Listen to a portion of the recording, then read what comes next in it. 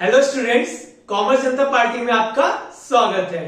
आज हम करने वाले हैं class 12 economics money and banking का पार्ट 2।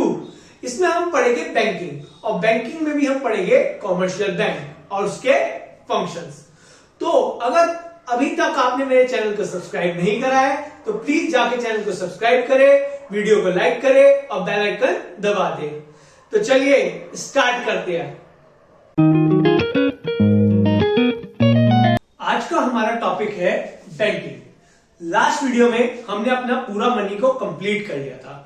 अगर आपने मेरी वो वीडियो अब तक नहीं देखी है तो पहले उसे जाके देखिए, फिर इस वीडियो पे आए। तो देखिए बैंकिंग होता क्या है। Banking basically the banks are two types. Generally bank कितने तरह के होते हैं? टू टाइप्स के होते हैं, दो तरह के होते हैं। First commercial banks, second central bank. First commercial banks, second central bank. इनको हम डीपली फुल फ्लेज पढ़ेंगे। अभी थोड़ा समझ लेते हैं। कॉमर्शियल बैंक्स वो बैंक जिसमें हम अपने पैसे डिपॉजिट करवाते हैं, ठीक है, और वो हमें लोन भी देते हैं, ठीक है। एग्जांपल जैसे Punjab national bank, state bank of India, Canara bank और भी जो बैंक है, और बैंक ऑफ बड़ौदा, ये सब आपके कैसे बैंक है? कॉमर्शियल बैंक्स है, ठीक है। तो ये होते हैं हमारे कॉमर्शियल बैंक जिसमें हम अपने पैसे डिपॉजिट करवाते हैं और ये हमें लोन भी प्रोवाइड करते हैं। सेकंड आता है हमारा सेंट्रल बैंक। सेंट्रल बैंक कौन सा है हमारा? सेंट्रल बैंक इंडिया का सेंट्रल बैंक है RBI, reserve bank of India. आपने करेंसी पे देखा होगा आरबीआई, इश्यूड बाय आरबीआई। तो सेंट्रल बैंक कौन से होते हैं? हमारा आरबीआई। सेंट्रल बैंक कौन सा है? हमारा आरबीआई। तो बैंक दो तरह के होते हैं, number 1 commercial bank, number 2 central bank. अब एक एक करके सबको पढ़ेंगे। तो फर्स्ट है हमारा कॉमर्शियल बैंक। तो पहले हम कॉमर्शियल बैंक को आज कंप्लीट करेंगे। देखिए कॉमर्शियल बैंक होता क्या है?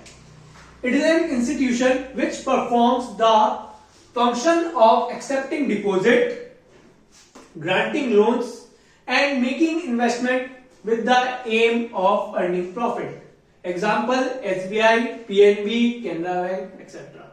समझो commercial bank it is an institution. ये एक इंस्टीट्यूशन है जो क्या करता है? Which perform the functions of, जो कुछ फंक्शंस परफॉर्म करता है, जैसे एक्सेप्टिंग डिपॉजिट, आपका पैसा डिपॉजिट करता है।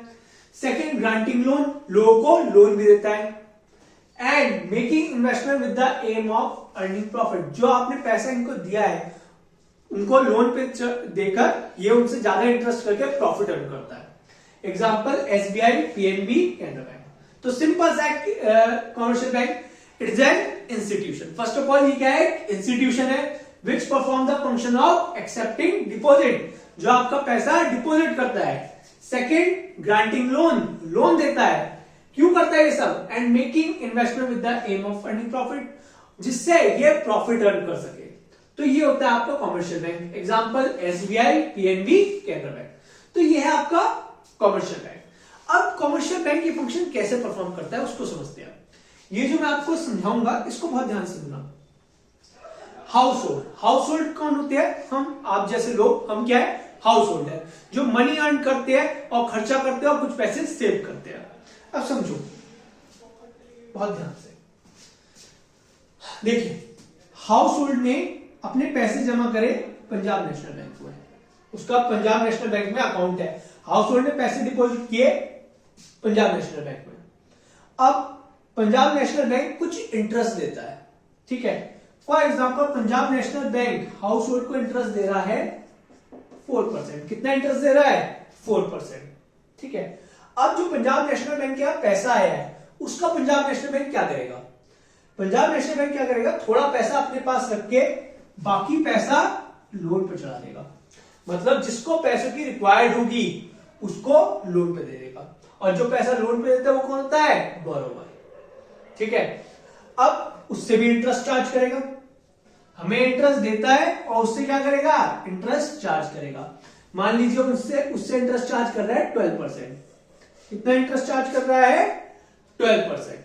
तो ये काम होता है कॉमर्शियल बैंक का। समझो हमने कॉमर्शियल बैंक में पैसे जमा करवाए, ठीक है। उसके बदले में कॉमर्शियल बैंक हमें कितना इंटरेस्ट देता है? 4%। और हमारा पैसा किसी दूसरे को लोन पे देके उससे कितना इंटरेस्ट देता है? 12%। कितना इंटरेस्ट लगता है? 12%। तो प्रॉफिट कितना हो गया बैंक का? 8%। ये बैंक का क्या होता है? प्रॉफिट। अब समझो, हमें जो इंटरेस्ट मिलता है उसको बोलते हैं हम बोरोइंग रेट। उसको क्या बोलते हैं? Borrowing rate. जो कमर्शियल बैंक हमें इंटरेस्ट प्रोवाइड करता है उसको बोलते हैं बोरोइंग रेट, और जिस रेट पे वो दूसरे को लोन पे पैसा देता है उसको बोलते हैं हम लेंडिंग रेट। क्या बोलते हैं? Lending rate. और जो इसके बीच का डिफरेंस होता है, बोरोइंग रेट और लेंडिंग रेट के बीच का जो डिफरेंस होता है उसको हम बोलते हैं स्प्रेड। क्या बोलते हैं? स्प्रेड। ये क्या होता है? Profit of a bank. Spread क्या है आपका? Profit of a bank. तो सिंपल सा है, हाउस होल्ड ने कॉमर्शियल बैंक में अपने पैसे जमा करवाए, उसको इंटरेस्ट मिल रहा है 4%। वो जो 4% इंटरेस्ट मिल रहा है वो क्या है? Borrowing rate. अब वही पैसे क्या करेगा? वो लोन पे चढ़ा देगा, जिसको जरूरत होगी उसको लोन पे दे दिए, बोरोवर को लोन पे दे दिए। अब उससे कितना इंटरेस्ट चार्ज कर रहा है? 12%। कितना इंटरेस्ट कर रहा है? 12%। तो उसको जो 12% इंटरेस्ट चार्ज कर रहा है उसको क्या बोलते हैं? Lending rate. क्या बोलेंगे? Lending rate. और जो बोरिंग रेट और लेंडिंग रेट के बीच का डिफरेंस होता है उसको हम क्या बोलते हैं? Spread. It is a profit of a bank. देखो, ऐसे करके कॉमर्शियल बैंक पैसे कमाता है। हमसे पैसे लेके हमें इंटरेस्ट दे रहा है 4% और दूसरे से ले रहा है 12% और 8% प्रॉफिट खाता है मजे से। तो ये था आपका कॉमर्शियल बैंक। अब देखते हैं कॉमर्शियल बैंक के फंक्शंस। हमारा सेकंड टॉपिक है फंक्शंस ऑफ कॉमर्शियल बैंक। इसमें हम कॉमर्शियल बैंक के फंक्शंस देखेंगे। सबसे पहले हम कॉमर्शियल बैंक के प्राइमरी फंक्शंस देखेंगे, मतलब मेन फंक्शंस देखेंगे। तो कॉमर्शियल बैंक का फर्स्ट फंक्शन होता है एक्सेप्टिंग डिपॉजिट्स, पैसे जमा करना, मतलब हाउस होल्ड से पैसे लेना, मतलब पैसे जमा करना। अब पैसे वो 3 तरह के अकाउंट में जमा करता है। Number 1 current account, number 2 saving account, number 3 fix deposit account. Number 3 कौन सा होता है हमारा? Fix deposit account. तो ये 3 अकाउंट होते हैं, current account, saving account and fix deposit account. अब समझिए, अब आप कहोगे सर इसमें क्या डिफरेंस है इन अकाउंट्स में? तो नंबर 1 आता है करंट अकाउंट। करंट अकाउंट में अगर आप अपने पैसे जमा करवाते हैं तो आपको 0% इंटरेस्ट मिलता है, इसमें आपको कोई इंटरेस्ट नहीं मिलता। अब आपको सोचोगे कि इसमें पैसे जमा ही क्यों करवाने सर, ये वाला अकाउंट क्यों खुलवाना? करंट अकाउंट होता है बिजनेसमैन का। किसका होता है? बिजनेसमैन का। जितने ही बिजनेसमैन होते हैं उनका करंट अकाउंट होता है। ये एक बारी में चाहे कितना पैसा डाल दे और एक बारी में चाहे कितना पैसा निकाल ले, इनको कोई एक्सप्लेनेशन नहीं देनी होती बैंक को कि इन्होंने क्यों डाले, क्यों निकाले, कहां से आए पैसे। तो करंट अकाउंट किसका होता है? बिजनेसमैन का। बट इसमें इंटरेस्ट कितना मिलता है? 0%। Second saving account. Saving account किसका होता है? आप जैसे मेरे लोगों का क्या होता है? सेविंग अकाउंट होता है। हमारे जो बैंक में अकाउंट खुले हुए हैं वो सेविंग अकाउंट है। आपने कभी डेबिट कार्ड से पैसा निकाला है तो जाते हैं तो वो पूछता है सेविंग अकाउंट है करंट अकाउंट, तो हमारा कौन सा होता है? नॉर्मल हाउस होल्ड का सेविंग अकाउंट। सेविंग अकाउंट पे जो इंटरेस्ट मिलता है वो कैसा होता है? लो रेट ऑफ इंटरेस्ट। कैसा इंटरेस्ट मिलता है? बहुत कम इंटरेस्ट मिलता है। जनरली ये जो परसेंटेज होती है ये होती है 4%। हमें जनरली कितना परसेंट मिलता है? 4% इंटरेस्ट मिलता है। थर्ड होता है fix deposit account. Fix deposit account अगर आप खुलवाते हो तो उसमें इंटरेस्ट कैसा मिलता है? High rate of interest. इसमें बहुत बढ़िया इंटरेस्ट मिलता है, बट इसमें कंडीशन होती है। क्या? देखिए, अगर आपने 1 लाख रुपए, सोचो फॉर एग्जाम्पल मेरे पास 1 लाख रुपीज है और मैंने फिक्स डिपॉजिट अकाउंट में 1 लाख रुपीज डलवा दिए 1 ईयर के लिए, तो मैं 1 ईयर तक उसमें से 1 रुपए भी नहीं निकाल सकता। अगर मैंने 1 ईयर से पहले उसमें से कुछ पैसे निकाले तो मुझे कितना इंटरेस्ट मिलेगा? 0 घंटा, कुछ नहीं मिलने वाला। तो अगर हम फिक्स डिपॉजिट अकाउंट खुलवाते हैं तो हमें एक कहीं ना कहीं बाउंड हो जाते हैं कि हम एक पर्टिकुलर ईयर तक हम इसमें से पैसा नहीं निकाल सकते, और अगर हम पर्टिकुलर ईयर तक पैसा नहीं निकालते तो हमें क्या मिलता है? High rate of interest. आपने फिक्स डिपॉजिट अकाउंट का मूवीज में भी देखा होगा, पुरानी मूवीज में क्या होता था कि भैया कुछ हो गया एफडी तुड़वा लेते हैं, एफडी तुड़वा दो, मां के कंगन में बिक जाते थे उसमें। तो ये होते हैं आपके अकाउंट्स। तो एक्सेप्टिंग डिपॉजिट समझ आया? तीन अकाउंट है। करंट अकाउंट, करंट अकाउंट किसका होता है? बिजनेसमैन का। सेविंग अकाउंट किसका होता है? आप जैसे मेरे लोगों का। फिर आता है फिक्स्ड डिपॉजिट अकाउंट, इसमें एक सर्टेन पीरियड तक हम पैसे नहीं निकाल सकते। करंट अकाउंट में इंटरेस्ट कितना मिलता है? 0। सेविंग अकाउंट में लो और फिक्स्ड डिपॉजिट में हाई। अब देखते हैं सेकंड फंक्शन पे, जो है एडवांसिंग लोन। कॉमर्शियल बैंक हमें लोन भी प्रोवाइड करता है, ये हमें लोन देता है, और लोन भी ये 3 तरह के देता है। पहला long term loan, second short term loan, third demand loan. पहला समझो, लॉन्ग टर्म लोन। अगर कॉमर्शियल बैंक से हम मोर देन 1 ईयर, 1 साल से ज्यादा का लोन लेते हैं, तो वो किसमें आता है? लॉन्ग टर्म लोन में। अगर मैं कॉमर्शियल बैंक से 5 साल का लोन लेता हूं, फॉर एग्जांपल 5 साल का मैंने हाउस लोन ले लिया, तो किसमें आएगा? लॉन्ग टर्म लोन में। Second short term loan. अगर कॉमर्शियल बैंक से हम 7 या 8 या 9, 10 महीने का लोन लेते हैं, मतलब लेस देन 1 ईयर का लेते हैं, तो वो किसमें आता है? शॉर्ट टर्म लोन में। फिर थर्ड आता है डिमांड लोन। डिमांड लोन का कोई स्पेसिफाइड पीरियड नहीं होता। समझो इस लोन को, ये बैंक स्पेशल लोगों को देता है, स्पेशल केस में देता है। फॉर एग्जाम्पल आपका फ्रेंड है, ठीक है, उसने आपसे कहा भाई मुझे 1000 रुपए दे दे, ठीक है, भाई मुझे 1000 रुपए दे दे। आपने कहा कि ये ले भाई, ले जा 1000 रुपए, और 1 हफ्ते तक तो मैं इसके पैसों की बात करूंगा ही उससे, 1 वीक तक तो मैं मांगने वाला नहीं हूं। लेकिन 1 वीक के बाद जिस दिन मैं कहूं कि मुझे पैसा चाहिए, आप मुझे 2 या 3 डेज में पैसा दोगे। अब वो अलग बात है, आप 1 साल तक ना कहो उससे पैसों के लिए, आप अच्छे दोस्त हो, आप उसको 1 साल तक ना कहो पैसों के लिए, तो वो आपकी बात है। बट 1 वीक के बाद बैंक कभी भी आपसे कह सकता है कि भैया मुझे पैसा दो। तो डिमांड लोन सिंपल सा होता है, इसमें कोई स्पेसिफाइड पीरियड नहीं होता। बैंक क्या कहता है कि भैया हम आपको 6 महीने तक तो कुछ नहीं बोलेंगे कि हमें पैसा रिटर्न करो, अगर आप मुझे अच्छे से इंटरेस्ट पे करोगे, ठीक है। और 6 मंथ के बाद हम कभी भी आपसे पैसा मांग सकते हैं, और आपको 3 या 4 डेज में मुझे पैसा रिटर्न करना पड़ेगा, जब भी हम डिमांड करेंगे। दैट्स वाई इसको बोलते हैं डिमांड लोन। जब भी बैंक आपसे डिमांड करेगा तो वापस आपको देना पड़ जाता है, दैट्स वाई ये होता है एक डिमांड लोन। तो ये जो हमने 2 फंक्शंस पढ़े कॉमर्शियल बैंक के, ये कैसे फंक्शन है? प्राइमरी फंक्शंस है। होप सो आपको समझ आ गए होंगे, accepting deposit and advancing loan. अब देखते हैं कॉमर्शियल बैंक के कुछ सेकेंडरी फंक्शंस। अब हम देखते हैं कॉमर्शियल बैंक के कुछ सेकेंडरी फंक्शंस। सेकेंडरी फंक्शंस में पहला आता है हमारा ओवरड्राफ्ट फैसिलिटी। अब ओवरड्राफ्ट फैसिलिटी क्या होता है समझिए। ओवरड्राफ्ट फैसिलिटी ये बैंक करंट अकाउंट वालों को देता है। किसको देता है? Current account. जिनके करंट अकाउंट होते हैं उनको ही बैंक क्या देता है? Overdraft facility. और करंट अकाउंट किसके होते हैं? बिजनेसमैन के, ठीक है।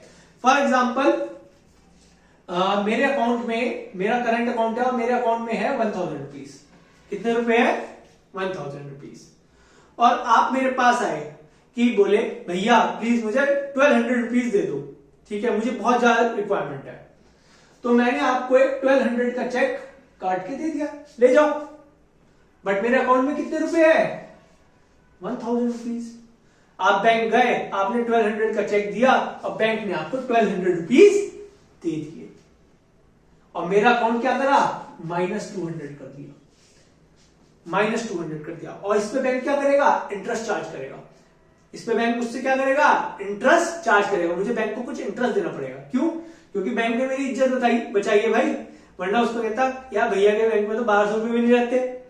बैंक ने क्या किया? 1200 देके मेरी इज्जत बचा ली कि भैया, रेस्पेक्ट बचा ली कि भैया में बहुत पैसा है, ठीक है। और मेरा अकाउंट क्या हुआ? -200 कर दिया, और इस पे बैंक मुझसे इंटरेस्ट चार्ज करेगा।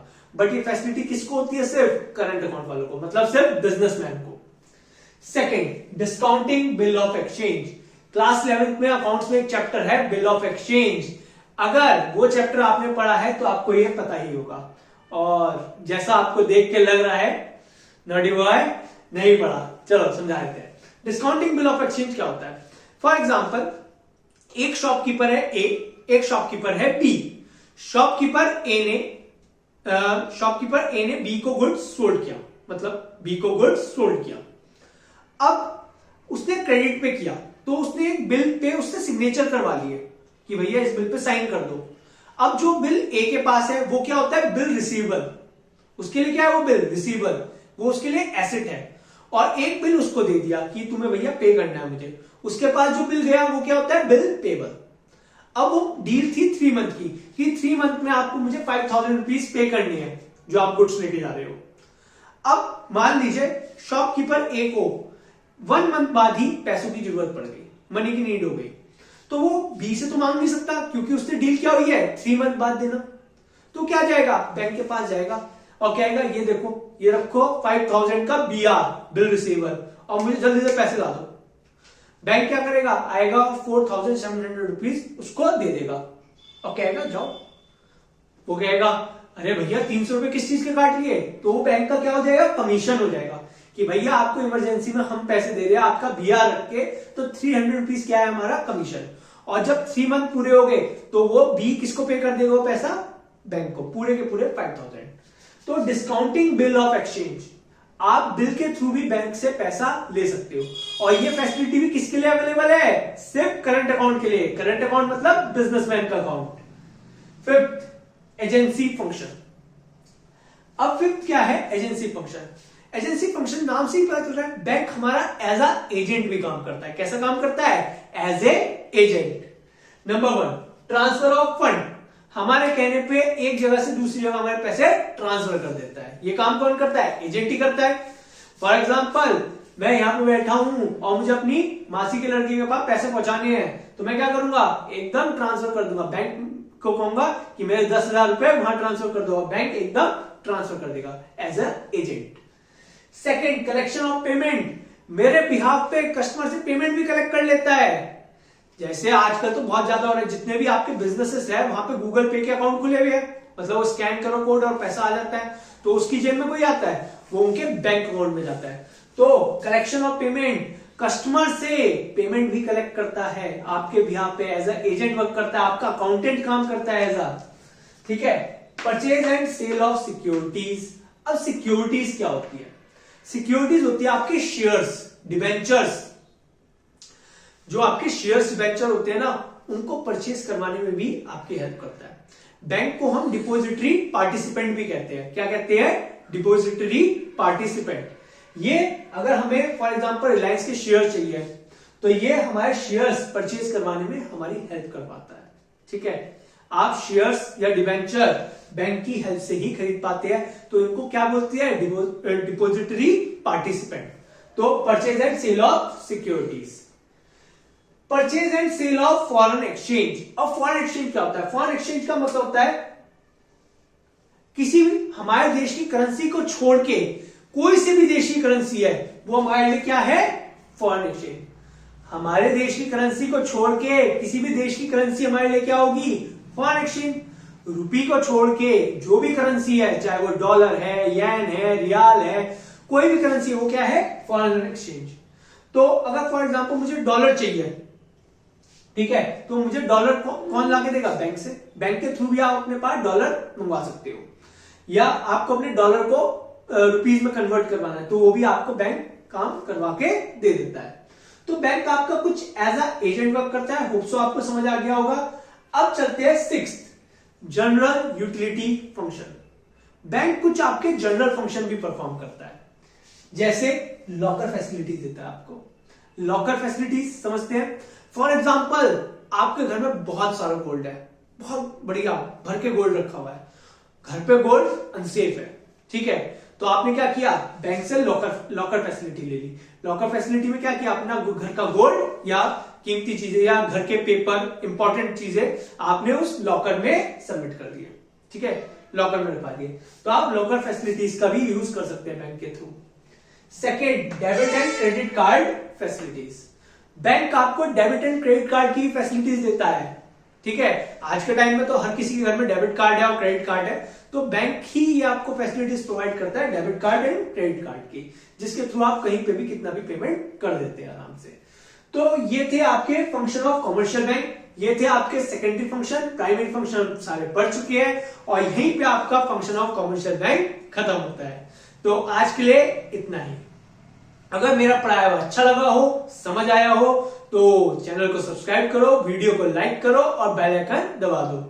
और कोई भी अगर प्रॉब्लम हो तो आप मेरी इंस्टा आईडी पे मुझे डीएम भी कर सकते हो और मुझे फॉलो भी कर सकते हैं। तब तक के लिए चलते हैं।